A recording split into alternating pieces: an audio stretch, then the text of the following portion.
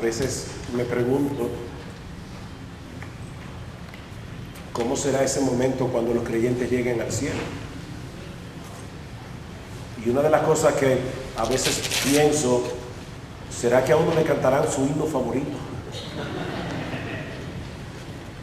Bueno, si fuera así, esa sería una buena elección, el poder de la cruz. Hermanos, abran sus Biblias en Gálatas capítulo 1.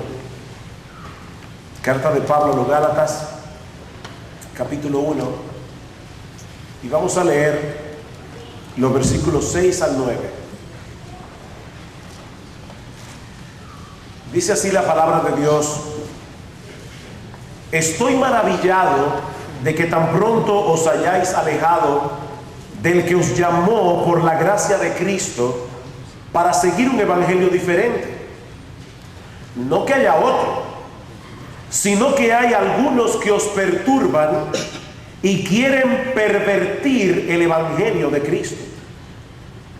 Mas si aún nosotros o un ángel del cielo os anunciare otro evangelio diferente del que os hemos anunciado, sea anatema, maldito de Dios.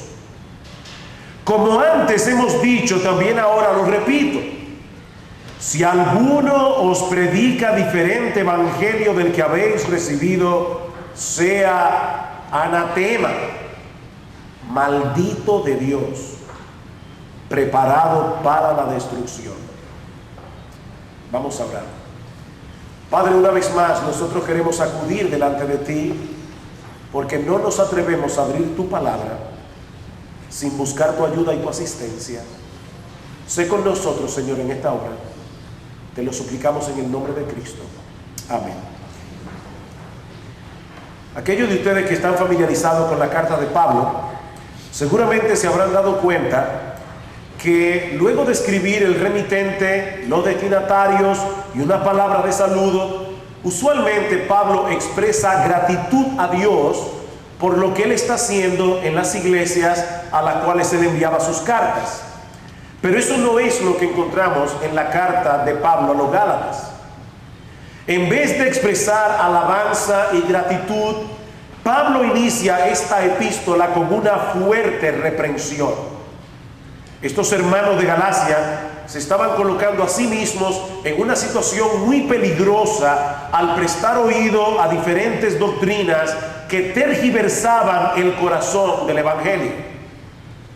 Yo no sé cuántos de ustedes recordarán esta noticia que salió en los diarios hace unos años ya, pero alguien provocó un daño enorme al haber adulterado con cianuro unas cápsulas de un calmante para el dolor de cabeza. Bueno, mis hermanos, el peligro de abrazar un evangelio adulterado es infinitamente mayor, porque lo que está en juego aquí es el destino eterno de las almas, nada más, nada menos. De ahí las palabras tan duras que Pablo pronuncia en los versículos 8 y 9. Mas si aún nosotros o un ángel del cielo os anunciare un evangelio diferente del que os hemos anunciado, sea anatema. Ni el arcángel Gabriel en persona puede venir aquí y predicar un evangelio diferente a aquel evangelio que Cristo nos entregó a través de los apóstoles. ¿Y cuál es la esencia de ese mensaje que nosotros debemos proclamar y defender? Yo creo que Pablo nos da la respuesta en el capítulo 2 de esta misma carta, en los versículos 15 al 16. Recuerden que Pablo tuvo que reprender al apóstol Pedro delante de todos en la iglesia de Antioquía, porque Pedro se estaba comportando como un hipócrita. Y Pablo le dice a Pedro, delante de todos: nosotros, judíos de nacimiento y no pecadores de entre los gentiles, sabiendo que el hombre no es justificado por las obras de la ley, sino por la fe de Jesucristo, nosotros también,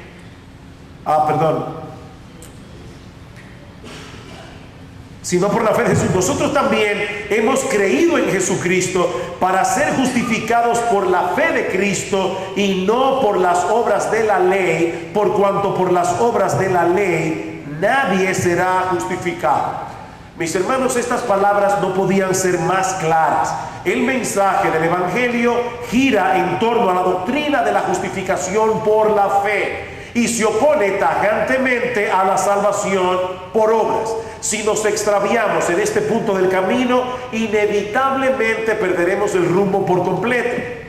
Por eso no es extraño que el diablo arremeta con tanta hazaña contra esta doctrina del Evangelio. Así fue en el primer siglo, así fue en la era de la Reforma en el siglo XVI, así es en nuestros días. Así que permítanme llamar vuestra atención en esta noche a este aspecto tan esencial del Evangelio, la doctrina de la justificación por la fe sola. Cuando Pablo dice en Gálatas capítulo 2, versículo 16, que el hombre no es justificado por las obras de la ley, sino por la fe de Cristo, ¿a qué se refiere Pablo? ¿Qué significa ser justificado? Bueno, esta palabra es usada en la Biblia en un contexto judicial.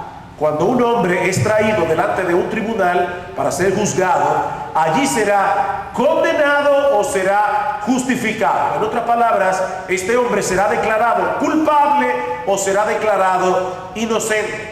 Dice en Proverbios capítulo 17 versículo 15: el que justifica al impío y el que condena al justo, ambos son igualmente abominación a Jehová. En otras palabras, declarar inocente a un culpable o declarar culpable a un inocente, ambas son acciones aborrecibles a los ojos de Dios. El culpable debe ser condenado, el inocente debe ser absuelto. De manera que ser justificado no es otra cosa que recibir una declaración de inocencia en el tribunal. Y es en ese mismo sentido que Pablo está usando la palabra justificación aquí. La justificación es un acto de Dios por medio del cual somos perdonados y aceptados como justos en su presencia. Mis hermanos, ser justificados es sencillamente llegar, para decirlo de una manera simbólica, delante del trono de Dios. Estamos en su tribunal y allí Dios nos declara justificados, nos declara no culpables, nos declara inocentes. Por medio de la justificación, la condición legal del pecador delante de Dios cambia completamente. Acompáñenme a un texto clave de las Escrituras en ese sentido, Romanos capítulo 4. Carta de Pablo a los Romanos capítulo 4.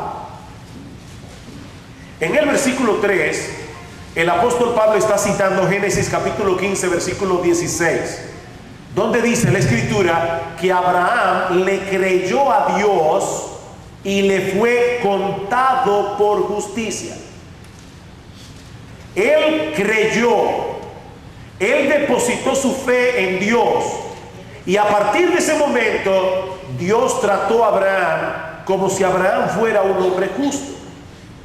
Luego Pablo nos hace ver que esta no fue una experiencia exclusiva de Abraham, sino que esta historia ilustra lo que Dios hace con todo pecador cuando lo justifica.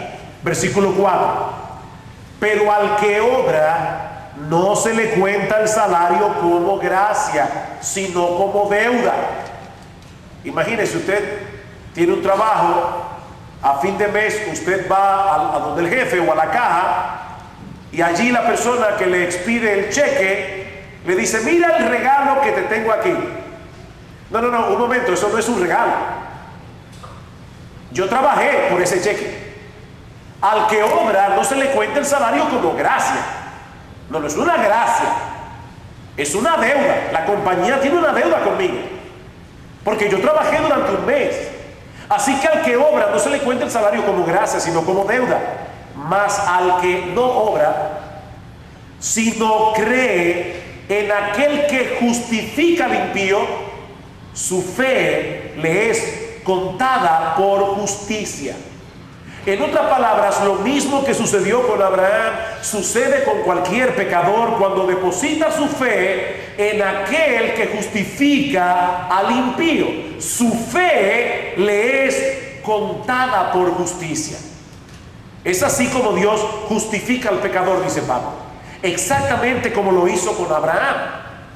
Y para que no haya ninguna duda, Pablo continúa diciendo en el versículo 6, como también David habla de la bienaventuranza del hombre a quien Dios atribuye justicia sin obras.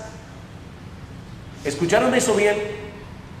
Dios atribuye justicia sin obras, diciendo bienaventurados aquellos cuyas iniquidades son perdonadas. O sea, que las personas que son justificadas eran pecadoras. Bienaventurados aquellos cuyas iniquidades son perdonadas, cuyos pecados son cubiertos. Bienaventurado el varón a quien el Señor no inculpa de pecado. Pablo está citando aquí el Salmo 32 para probar que su mensaje no era nuevo. Todo el que ha sido salvado por Dios a través de todas las épocas es porque Dios le ha atribuido, Dios le ha acreditado justicia sin obras. En palabras más sencillas, cuando somos justificados, Dios nos atribuye haber vivido una vida justa, como si nunca hubiéramos roto un plato, como si nunca hubiéramos hecho nada malo, como si nunca hubiéramos violado un solo acápite de su ley. Eso es ser justificado. Un hombre puede haber cometido un crimen y ser encerrado por años en una institución penal, pero cuando cumpla su condena, a los ojos de la sociedad será un criminal perdonado. ¿Verdad que sí? Pero cuando Dios justifica al pecador, Él no lo ve meramente como un pecador perdonado. No, Dios lo ve como una persona justa que ha cumplido perfectamente su ley moral. Y si eso te sorprende, eso no es todo. Un juez puede descargar a un acusado en un tribunal, declararlo inocente y no volver a verlo nunca más. Nunca jamás.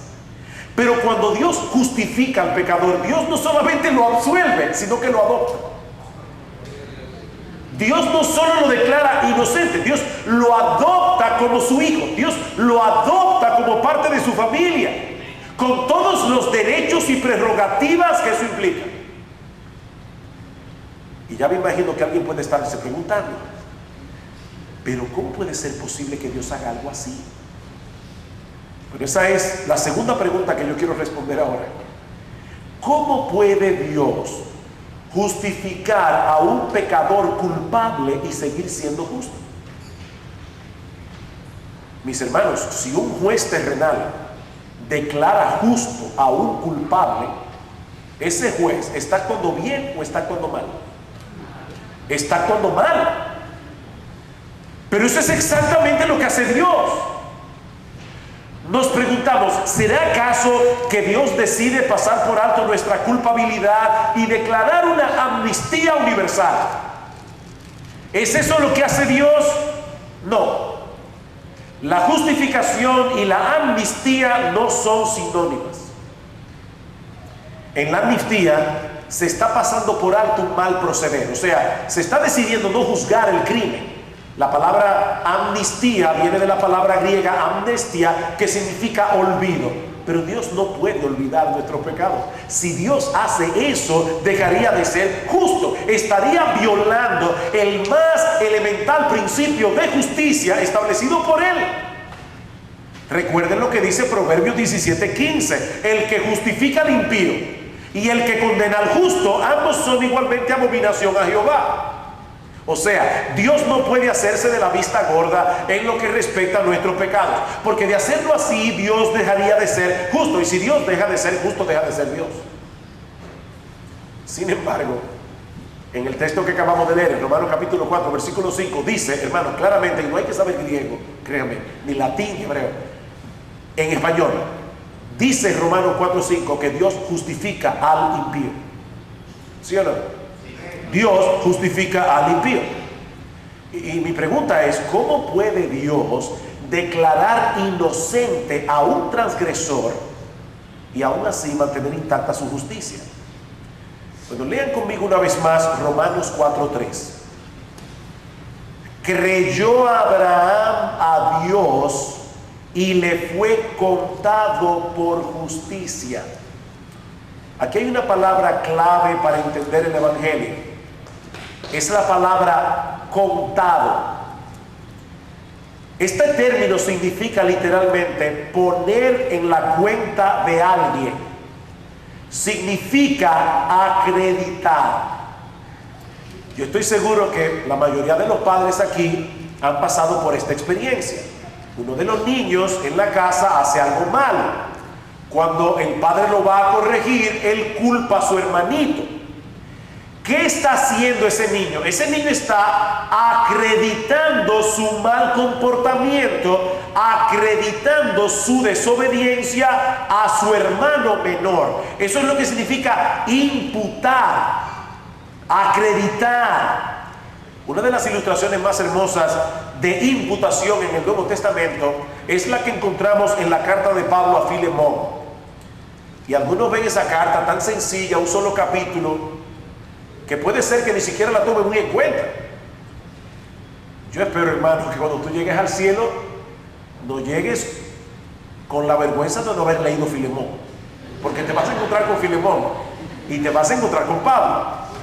Bueno, una de las ilustraciones más hermosas de imputación la encontramos precisamente en la carta a Filemón. Allí se trata el caso de un esclavo llamado Onésimo, el cual había escapado de la casa de su amo, probablemente después de haberle robado. Por la providencia y la soberanía de Dios, esas cosas misteriosas y extrañas que hace Dios, Onésimo va a parar a Roma y allí lo meten en la cárcel. Y en la cárcel se encuentra con Pablo. Pablo le predica el evangelio. Onésimo se convierte. Y ahora Pablo envía a Onésimo de vuelta a su amo Filemón con una carta. Y en parte de la carta le dice: ya no lo recibas como un esclavo, recíbelo como un hermano en Cristo. Y en el versículo 18 Pablo le dice: y si en algo te dañó o te debe, ponlo a mi cuenta.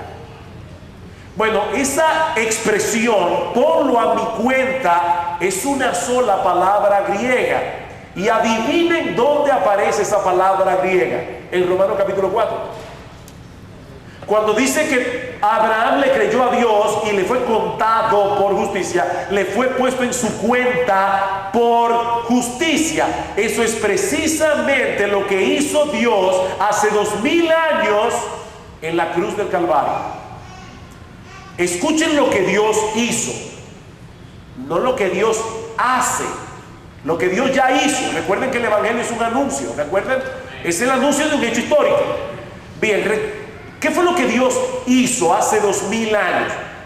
Todos nuestros pecados le fueron imputados a Cristo, de manera que Él pagó por ellos en la cruz como si Él mismo los hubiera cometido. Pero sobre todo, al mismo tiempo, la justicia perfecta de Cristo fue puesta en nuestra cuenta. Al que no conoció pecado, por nosotros Dios lo hizo pecado, para que ahora nosotros fuésemos hechos justicia de Dios en Él. Yo no sé si ustedes están entendiendo esto, porque esto es para brincar de la silla. Miren lo que estamos diciendo. Nosotros pecamos y Él es castigado. Él vivió una vida de perfecta obediencia y ahora Dios nos trata como si hubiésemos sido nosotros que lo hubiéramos vivido. Al que no conoció pecado, por nosotros Dios lo hizo pecado para que nosotros fuésemos hechos justicia de Dios en Él. Dios le dijo al Padre, Cristo le dijo al Padre: Padre, yo quiero que tú me trates a mí como si yo fuera un mentiroso, un asesino, un ladrón, Yo quiero que tú me castigues a mí por todos los pecados de aquellos a quienes yo vine a salvar. Y en cambio quiero que tú pongas en la cuenta de ellos toda mi obediencia. Nosotros fuimos hechos la contrapartida, justicia de Dios en él. Por eso alguien decía, y esto es muy importante, que Cristo no solo murió por nuestros pecados, ¿no? Los evangélicos decimos mucho eso, ¿verdad? Cristo murió por nuestros pecados. Eso es una media verdad. Mis hermanos, Cristo no solo murió por nuestros pecados, por nosotros, Cristo vivió por nosotros. Él no solo murió, Él también vivió. Él vivió la vida que nosotros no podíamos vivir. Y luego murió en la cruz del Calvario, la muerte que nosotros merecíamos morir. Así Dios puede perdonar al pecador porque Él no pasó por alto su justicia. No fue una declaración de amnistía lo que Dios hizo. Dios tampoco rebajó las demandas de su ley. Su carácter santo y justo hace indispensable que Él castigue el pecado. Pero en un acto de amor inconmensurable, Dios el Hijo se hizo hombre para recibir Él mismo el castigo, de manera que ahora pueda ofrecer perdón a pesar de todas nuestras transgresiones, sin pasar por alto la justicia de Dios. ¿Y cómo puede el pecador recibir un beneficio tan extraordinario? Únicamente por medio de la fe y del arrepentimiento. Únicamente por medio de la fe y del arrepentimiento. Marcos capítulo 1 versículo 14. El reino de Dios ha venido, se ha acercado. Arrepentíos y creed en el evangelio. Mañana vamos a ver en la próxima conferencia qué es la conversión. Y vamos a hablar un poco más de esto. Pero la palabra arrepentimiento señala ese momento en que el pecador se da cuenta de la seriedad de sus pecados delante de Dios y decide volverse a Dios. No solo procurando ser perdonado, sino también deseando ser libertado de la esclavitud en la que está atrapado para cambiar el rumbo de su vida. De manera que el arrepentimiento es mucho más que sentir remordimiento por haber pecado o por el daño que nuestros pecados le han hecho a otros o a mí mismo. No, arrepentirse es ponerse de acuerdo con Dios en lo que respecta a nuestra condición delante de Él. Sí, Señor, yo sé que he violado tu ley, yo sé que merezco ser condenado por causa de mis transgresiones, yo lo sé, pero ahora vengo a ti pidiendo que me perdones y con la disposición de divorciarme de mi vida de pecado. Pero Señor, yo no puedo ni siquiera hacer eso en mi propia fuerza, por lo tanto vengo confiando en ti, dependiendo enteramente de ti para poder divorciarme de mi pecado. Por eso cuando yo oigo a una persona, cuando yo le hablo del evangelio y la persona me dice, ay no, yo creo en Dios desde chiquito, desde que yo nací, ya yo sé que no es cristiano, seguro que no lo es. Mira, si tú nunca te has visto a ti mismo como una persona tan pecadora que merece el infierno, es mi deber como siervo del Señor anunciarte, tú no eres cristiano. Tú no eres cristiano, tú no vas camino al cielo. Porque lo primero que Dios hace para llevar a una persona al cielo es convencerla de pecado. El Espíritu Santo fue enviado para convencer al mundo de pecado, de justicia y de juicio. El que no cree que es pecador no va camino al cielo. Porque los sanos no tienen necesidad de médicos, sino los enfermos. Y Cristo no vino a llamar a justos, sino a pecadores, al arrepentimiento. Así que eso es arrepentimiento. Es una acción y es una actitud que no solo se asume en el momento inicial de la conversión, sino a través de toda nuestra vida. El verdadero creyente vive una vida de arrepentimiento. Aclaro, no porque constantemente estemos perdiendo la salvación y tenemos que volver otra vez a convertirnos. Yo no estoy diciendo eso. Lo que estoy diciendo es, todavía no hemos llegado al cielo, todavía el pecado mora en nosotros, todavía vamos a pecar contra Dios y constantemente tenemos que volvernos del pecado hacia Dios. ¿Sabes por qué tú pecas cada vez que tú pecas? Porque tú eres un idólatra. Y por si acaso yo también. Todavía hay ídolos en nuestros corazones. Nosotros pecamos cuando vemos algo de este mundo, algo creado por Dios, y creemos que podemos encontrar en eso la satisfacción que yo no creo que Dios me puede dar en ese momento. O sea, cada vez que yo peco, estoy haciendo un acto de idolatría. Por lo tanto, cada vez que yo peco, debo arrepentirme, debo volverme de seguir buscando mi placer, mi felicidad, mi significado en las cosas creadas, para buscar mi significado, mi felicidad, mi contentamiento en Dios. Y eso es precisamente la fe. El arrepentimiento es volverme del pecado. La fe es volverme hacia Dios. Así que aunque la fe y el arrepentimiento no son iguales, en cierto modo son las dos caras de la misma moneda. Nosotros debemos, déjenme ver cómo lo pongo. Nosotros debemos tener un arrepentimiento creyente o una fe arrepentida. Todo el tiempo estamos volviéndonos de nuestros pecados hacia Dios. Es por medio de la fe, de esa clase de fe, y solo por esa fe, que el pecador es justificado delante de Dios.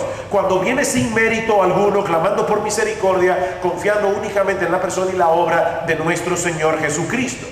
Ahora bien, y espero chocarlos con esto que les voy a decir, mis hermanos amados, la fe no salva. Y yo quiero dejar eso bien claro. La fe no salva a nadie. El que salva es Cristo por medio de la fe. El Salvador es Cristo, no la fe. La fe es simplemente el medio a través del cual yo me apropio de Cristo. Es el medio instrumental por el que yo me apropio de la justificación, de la gracia de la justificación que solo se encuentra en Cristo. Me imagino que aquí en Caracas debe haber mendigos en la calle. Dice, bueno, eso significa mucha gente. Hay mendigos en la calle. El mendigo debe mendigar para vivir. Ahora les voy a hacer una pregunta. ¿Lo que mantiene la vida del mendigo es el acto de mendigar? No. Es la comida que él compra con el dinero que le dan los transeúntes. El mendigar es un medio a través del cual el mendigo obtiene el dinero por el cual obtiene el alimento por el cual vive. Si a ti te invitan a un banquete, seguro que vas a usar un instrumento que tiene unos tridentes que se llama tenedor. Ahora, debo preguntarles algo, ¿el tenedor alimenta? No te pido que lo intentes, porque vas a tener que ir al dentista. El tenedor no alimenta. Lo que alimenta es la comida que yo llevo a mi boca por medio del tenedor. Bueno, hermano, pues de la misma manera la fe no salva. El que salva es Cristo. Ahora, Cristo salva por medio de la fe sola. Una palabrita de 4 letras. Sola. Cristo salva por medio de la fe sola. Mis hermanos, esa pequeña palabra hace un mundo de diferencia. La guerra doctrinal que se peleó durante el siglo XVI, durante la Reforma Protestante, estaba centrada en esa pequeñita palabra. Ni la Iglesia Católica Romana ni la Iglesia Protestante negaban el papel tan importante que juega la fe en la salvación. La Iglesia Católica Romana no niega el papel importante que juega la fe en la salvación. Pero ellos no creen en la salvación por medio de la fe sola. También están los sacramentos y también están las buenas obras. Pero los reformadores insistían en la fe sola como el único medio instrumental de la justificación. ¿Cuál de estas dos doctrinas es la que se enseña en el Nuevo Testamento? ¿Es por medio de la fe más, ponga ahí todo lo que usted quiera, los sacramentos, las buenas obras, o es por medio de la fe sola? Bueno, vamos a ver lo que dice Pablo. Ya leímos el texto de Gálatas, que Pablo dice: por las obras de la ley nadie será justificado. Capítulo 1 de Romanos, versículo 16, porque no me avergüenzo del evangelio, porque es poder de Dios para salvación a todo aquel que cree, al judío primeramente y también al griego, porque en el evangelio la justicia de Dios se revela por fe y para fe. En otras palabras, de principio a fin es de fe, como está escrito, mas el justo por la fe vivirá. Romanos capítulo 3. Romanos capítulo 3, versículo 21. Pero ahora, aparte de la ley, se ha manifestado la justicia de Dios, testificada por la ley y por los profetas, la justicia de Dios por medio de la fe en Jesucristo para todos los que creen en Él. Versículo 27. ¿Dónde pues está la jactancia? Mis hermanos, ¿acaso hay en nosotros alguna razón que nos lleve a llegar al cielo y decirle, bueno, Señor, aquí estoy, dame lo que me gané? Porque mira, esta salvación fue sudada. No. ¿Dónde pues está la jactancia? Queda excluida. ¿Por cuál ley? ¿Por la de las obras?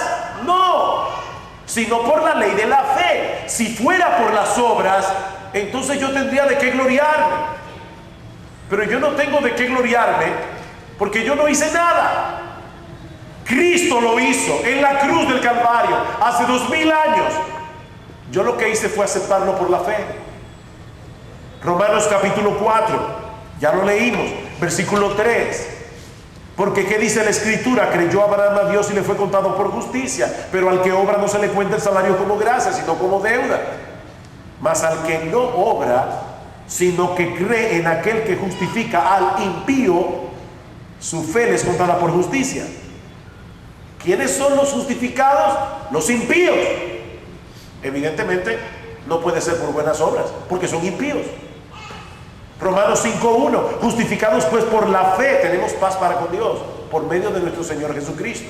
Efesios capítulo 2, versículo 8 y 9, por gracia sois salvos por medio de la fe, y esto no de vosotros, porque es un don de Dios, no por obras, para que nadie se gloríe. Queridos hermanos, la Biblia no solo enseña que somos justificados por medio de la fe, sino por medio de la fe sola. Por medio de la fe sola. Si excluimos esa pequeña palabra, estamos echando por tierra el evangelio de nuestro Señor Jesucristo y estamos incurriendo en la condenación de la que habla Pablo en Gálatas 1. Cuando Pablo dice, son malditos de Dios los que pervierten el evangelio. Déjenme hacerles una pregunta. ¿Por qué Dios nos justifica por medio de la fe y no por medio del amor, por ejemplo? ¿Qué es más importante, más valioso? ¿O qué palabra podemos usar ahí? Relevante.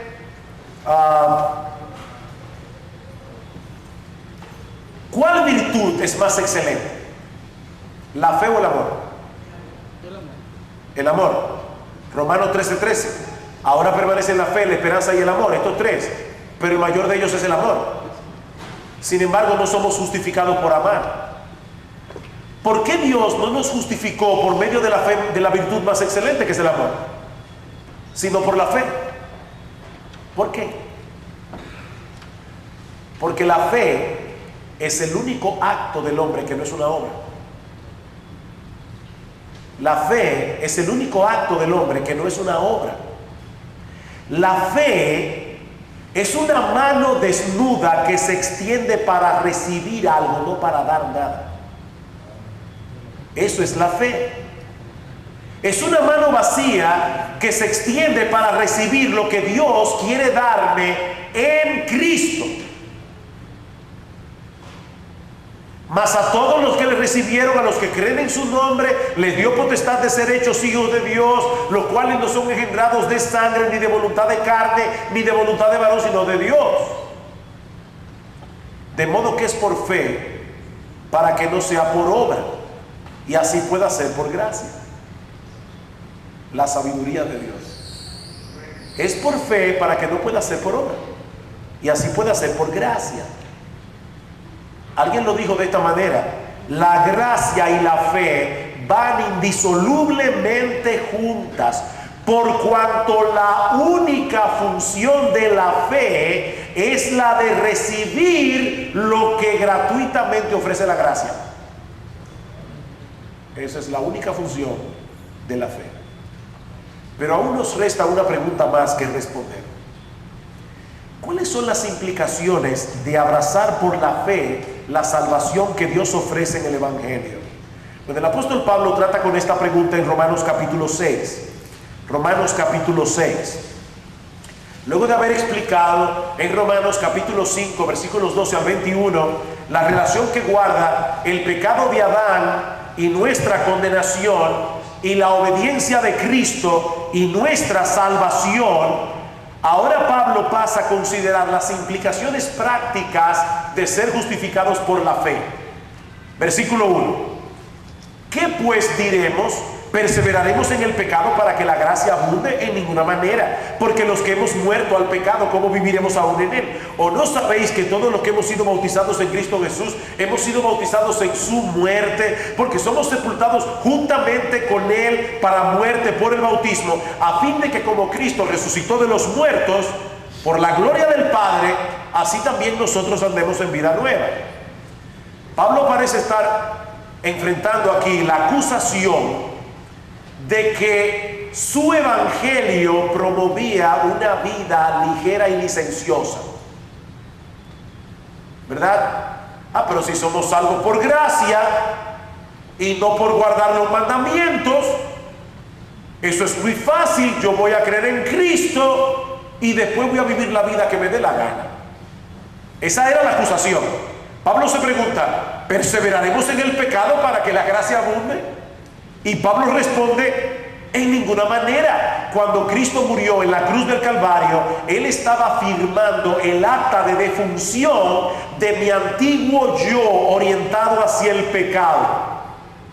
Y eso vino a ser una realidad cuando mi vida fue unida a la suya por medio de la fe en Él. ¿Y qué implica eso en la práctica? 4 cosas. Y yo espero esta noche que el Señor me dé una gracia para poder mencionar estas 4 cosas brevemente, pero que ustedes sientan en su corazón lo que yo siento en el mío cada vez que yo estudio esta doctrina. 4 cosas. En primer lugar, que ahora tenemos un nuevo expediente delante de Dios, porque el pasado de Cristo ahora cuenta como si fuera nuestro pasado. ¿Oyeron eso? El pasado de Cristo ahora cuenta como mi pasado. Su obediencia perfecta a la ley de Dios ahora ha sido puesta o acreditada a mí por la fe. Romanos 5, 18. El pasaje que está antes de este que Pablo está tratando aquí en Romanos 6. Así que, como por la transgresión de uno vino la condenación a todos los hombres, de la misma manera por la justicia de uno vino a todos los hombres la justificación. ¿Escucharon eso? Versículo 19. Porque así como por la desobediencia de un hombre los muchos fueron constituidos pecadores, así también por la obediencia de uno, Cristo, los muchos serán constituidos justos. Así que, mis hermanos, cuando nosotros lleguemos al cielo, nos vamos a encontrar con esto: un nuevo expediente. Todos nuestros pecados fueron sepultados en el fondo del mar, y ahora yo tengo en mi cuenta la justicia perfecta de Cristo. En Cristo yo nunca he roto un plato. En segundo lugar, eso también significa que ahora tenemos una nueva identidad. Una nueva identidad. Nosotros estamos unidos a Él de tal manera que cuando Dios nos ve a nosotros, Dios nos ve en su Hijo. En su Hijo. ¿Qué dice Pablo en Colosenses capítulo 3, versículo 3? Vuestra vida está escondida con Cristo en Dios. Permítanme ilustrar esto con un ejemplo cibernético. Si alguien pudiera tener acceso a tu ordenador personal, a tu computadora, y él robara tu nombre y tu clave de acceso bancario, ese pirata cibernético podría hacerte mucho daño. Porque él pudiera pasar dinero de tu cuenta a la cuenta suya. De hecho, él pudiera entrar en esas tiendas virtuales como Amazon y comprar a nombre tuyo, y eres tú el que vas a tener que pagar, porque esa persona se ha robado tu identidad. Es terrible que eso pase. Sin embargo, mis hermanos, eso es exactamente lo que ocurre cuando una persona viene a Cristo en arrepentimiento y fe. La razón por la que nosotros somos llamados cristianos es debido al hecho de que nosotros hemos asumido la identidad de otra persona, nuestro gran Dios y Salvador Jesucristo. De manera que en el trono celestial nosotros tenemos una identidad diferente a aquella con la cual nacimos. Una identidad que no nos ganamos, una identidad que no nos robamos, una identidad que nos fue conferida por gracia únicamente por medio de la fe. El Dios del cielo ahora nos ve en Cristo y nos invita a hacer uso de todos los beneficios espirituales que conlleva el hecho de tener esa nueva identidad. Miren, si yo voy al cielo en mi nombre, o sea, en nombre de Sugel Michelén, a mí no me dan ni un bolívar, nada. Porque Sugel Michelén solo merece el infierno. Ahora, si yo voy en el nombre de Cristo, es otra cosa completamente diferente. Algunos cristianos creen que orar en el nombre de Cristo es usar la palabra mágica al final de la oración. O sea, lo que es el abracadabra en el mundo es en el nombre de Cristo. Ellos creen que ya dijeron la palabra mágica, Dios va a responder. No, mis hermanos, pedir, orar en el nombre de Cristo es orar con la conciencia de que yo no estoy viniendo delante de Dios en mi nombre. Yo estoy viniendo en el nombre de Él. Yo no merezco nada en el trono de Dios. Él lo merece todo, pero ahora yo tengo su identidad. Mi vida está escondida en Cristo, en Dios. En tercer lugar, esto también implica que ahora tenemos nuevos deseos y una nueva capacidad para hacer la voluntad de Dios. ¿Recuerdan la pregunta que hizo Pablo? ¿Perseveraremos en el pecado para que la gracia abunde? En ninguna manera. Dice Pablo en el capítulo 6 otra vez de Romanos, versículo 12: no reine pues el pecado en vuestro cuerpo mortal, de modo que lo obedezcáis en sus concupiscencias, ni tampoco presentéis vuestros miembros al pecado como instrumentos de iniquidad, sino presentaos vosotros mismos a Dios como vivos de entre los muertos, y vuestros miembros a Dios como instrumentos de justicia. ¿Por qué? Porque el pecado ya no se enseñoreará de vosotros, pues no estáis bajo la ley, sino bajo la gracia. ¿Qué significa eso? Alguna gente dice: ay, qué bueno, ya no estamos bajo la ley. Eso significa los 10 mandamientos fuera. Eso no es lo que significa. Mis hermanos, el hombre, como una criatura de Dios, no tiene otra opción que obedecer sus mandamientos. No tenemos otra opción. Pero debido a que somos esclavos del pecado, el hombre ni quiere ni puede obedecer los mandamientos de Dios. Eso es lo que significa estar bajo la ley. Es estar en esa terrible condición de tener la obligación de obedecer la ley, pero no tener ni el deseo ni los recursos para obedecerla. Pero en Cristo hemos sido libertados del pecado al haber muerto y resucitado juntamente con Él. Versículo 11. Así también vosotros consideraos muertos al pecado, pero vivos para Dios, en Cristo Jesús, Señor nuestro. Hemos muerto al pecado, estamos vivos para Dios. Este año mi esposa y yo cumplimos 30 años de casados, en noviembre. Y damos muchas gracias al Señor por lo que Él ha hecho en nuestras vidas, únicamente por gracia. Hace 30 años, cuando yo me casé con mi esposa, yo estaba muriendo a todas las demás mujeres de este mundo. A partir de ese momento, en lo que respecta al matrimonio, yo estoy vivo solo para ella. Ella también ha muerto a todos los hombres del mundo. Ahora está viva únicamente para mí en lo que respecta al matrimonio. Mis hermanos, nosotros hemos muerto al pecado y ahora estamos vivos para Dios. Eso es estar bajo la gracia. Estar bajo la gracia es estar en la condición de poder obedecer los mandamientos de Dios, porque ahora tenemos los recursos de Cristo al estar unidos a su muerte y a su resurrección. Esa es la enseñanza de Romanos capítulo 6. Ahora nosotros podemos obedecer la ley moral de Dios. No perfectamente, porque el pecado todavía mora en nosotros, pero sí sinceramente.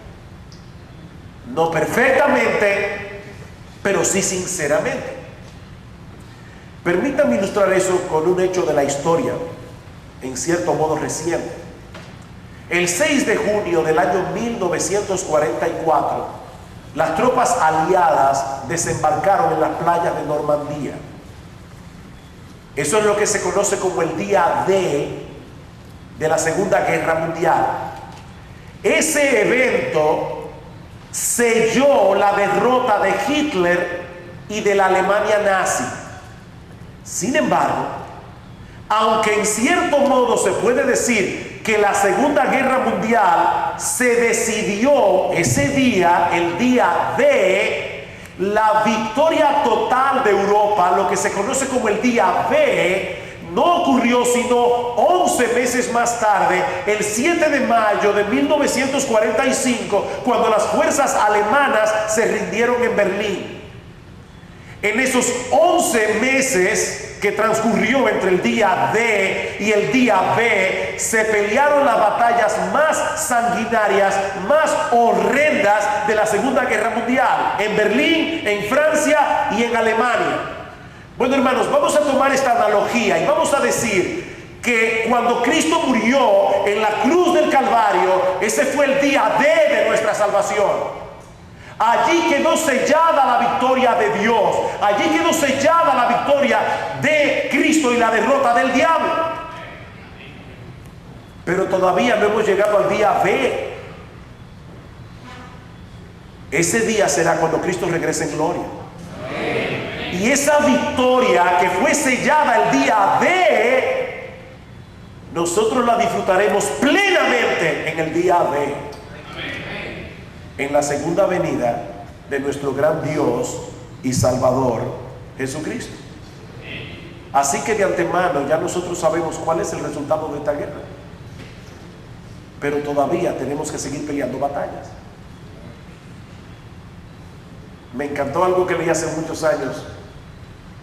En las afueras de un seminario teológico había un hombre bien humilde que estaba sentado en un banco leyendo el libro de Apocalipsis. Y esos estudiantes de teología miraron a este pobre individuo leyendo Apocalipsis y se burlaron de él. Y le preguntaron en un tono muy condescendiente: ¿y tú entiendes lo que tú estás leyendo? Dice él: absolutamente. ¿Nos puedes explicar el libro de Apocalipsis? Dice: claro, es muy sencillo. Al final nosotros ganamos. ¿Y saben qué, mis hermanos? Es de eso que se trata el libro de Apocalipsis. Al final nosotros ganamos, porque ya la victoria quedó sellada en la cruz del Calvario. Y eso nos lleva ya a la cuarta implicación. No solo tenemos un nuevo expediente, una nueva identidad, un nuevo deseo y capacidad de hacer la voluntad de Dios, también tenemos un nuevo destino. Estamos unidos al Cristo resucitado y podemos estar completamente seguros de que en su segunda venida el cuerpo de la humillación nuestra será transformado conforme al cuerpo de la gloria suya. Filipenses capítulo 3, versículo 21. Es ese evangelio que ofrece una salvación tan grande solo por Cristo, solo por gracia y solo por medio de la fe, el que Pablo está defendiendo en Gálatas 1. Y ese es el evangelio, mis amados hermanos, que nosotros tenemos que defender y que debemos proclamar hasta que nuestro Señor Jesucristo regrese en gloria. Queridos hermanos, no demos por sentado el evangelio, porque si hay algo que el pecador necesita saber para ser salvo, y el creyente para seguir creciendo en santidad, es escuchar el poderoso mensaje de que somos justificados únicamente por medio de la fe en la persona de Cristo. Eso es lo que vamos a ver en el resto de esta conferencia. Que así como el evangelio es el instrumento que Dios usó para salvarnos, mis hermanos, es el instrumento que Dios usa para santificarnos. Es el mismo evangelio. Con esto yo no quiero decir que todos los domingos, y yo sé que aquí hay algunos pastores y les agradezco de todo corazón que hayan venido, yo no estoy diciendo que todos los domingos y en todos nuestros cultos debemos predicar sermones evangelísticos. No. No confundamos el evangelio con el evangelismo. Pero no importa cuál sea el tema que estemos exponiendo, nosotros debemos predicarlo a la luz de lo que sucedió hace 2000 años cuando Cristo murió en la cruz del Calvario. Max Stiles dice que una buena prueba que podemos hacernos los predicadores para asegurarnos de que no estamos dando por sentado el evangelio en nuestra predicación es hacernos la siguiente pregunta. Pastores, escuchen esto. Predicadores, ¿podrías haber predicado el mismo sermón que predicaste el domingo pasado en tu iglesia, aun si Cristo no hubiera muerto en la cruz? Porque si tú hubieras podido predicar ese mismo sermón, aunque Cristo no hubiera muerto, lamento decirte que tu sermón y el de un mormón no es muy diferente, o el de un testigo de Jehová. Lo que hace diferente nuestra predicación es que no importa el tema que estemos tratando, nosotros tenemos que verlo a la luz de la victoria que nuestro bendito Señor ganó para nosotros en la cruz del Calvario. ¿Estás hablando del diezmo? ¿Cuál es el argumento que vas a darle a tu iglesia? Ya conocéis la gracia de nuestro Señor Jesucristo, que siendo rico se hizo pobre, para que vosotros en su pobreza fueseis enriquecidos. El evangelio. Es el evangelio lo que produce generosidad en el cristiano. Estás hablando de matrimonio. Maridos, amad a vuestras mujeres así como Cristo amó a la iglesia y se entregó por ella. El evangelio. Nosotros no podemos tratar ningún tema de la Biblia sino a través del evangelio, a través de la victoria que Cristo logró a nuestro favor en la cruz del Calvario. Porque si podemos predicar ese mensaje sin el evangelio, lo que estamos predicando es moralismo, no cristianismo. Lo dijo de esta manera y con esta cita concluyo, me fascina. Sin el evangelio todo es inútil y vano. Sin el evangelio no somos cristianos. Sin el evangelio todas las riquezas vienen a ser pobreza. Toda la sabiduría es locura ante Dios. La fortaleza es debilidad y toda la justicia del hombre está bajo la condenación de Dios. Pero por el conocimiento del Evangelio somos hechos hijos de Dios, hermanos de Jesucristo, conciudadanos de los santos, ciudadanos del reino de los cielos, herederos de Dios con Jesucristo. Los pobres se hacen ricos, los fuertes se hacen débiles, los simples se hacen sabios, los pecadores son justificados, los desolados son consolados, los inseguros son asegurados y los esclavos son libertados. Todo esto por el Evangelio.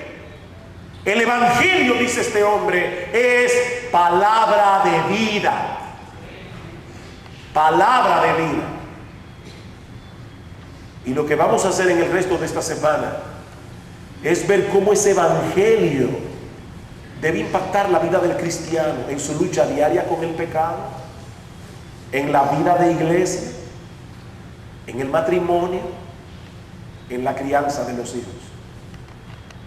Y si hubiera tenido más días aquí, habría visto el Evangelio y muchas otras cosas más.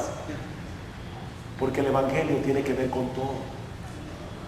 El Evangelio, el glorioso Evangelio de nuestro glorioso Salvador. Vamos a orar. Oh Padre, ¿quién puede entender esto, Señor? Gracias por Cristo, gracias por nuestro Salvador, gracias por su muerte en la cruz, por su vida perfecta, por su resurrección, por su ascensión. Oh Señor, ayúdanos a entender este bendito Evangelio. Ayúdanos a vivir a la luz del Evangelio. Ayúdanos a predicar bajo la luz del Evangelio. Señor, que el Evangelio domine la vida de todos los cristianos que están aquí hoy. Y Padre, si hay personas aquí que todavía no te conocen, personas que no han venido a Cristo en arrepentimiento y fe, Señor, tú dices en tu palabra que el Evangelio es poder de Dios para salvación. Usa tu palabra, usa tu Evangelio y salva en esta misma noche, porque te lo pedimos en el nombre de Cristo. Amén.